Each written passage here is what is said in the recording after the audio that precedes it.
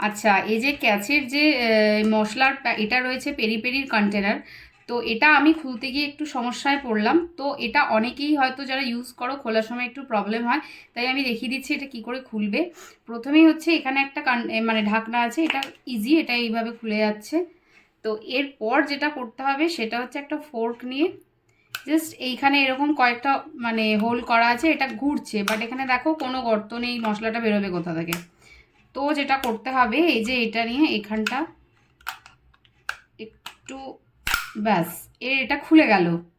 এবার এটা খুলে গেল, বাট এটা হলো না। এইখানে যেটা একটা আছে এইটা, সেটাকেও একটু স্ট্রাগল করে খুলতে হবে এটাকে। আচ্ছা, ওটা হচ্ছে এই চামচটা দিয়ে ঠিক হচ্ছে না, তো আমি এই রকম একটা নাইফ টাইপের ছোট নেল কাটার যেগুলো আছে সেটা দিয়ে এটাকে এই যে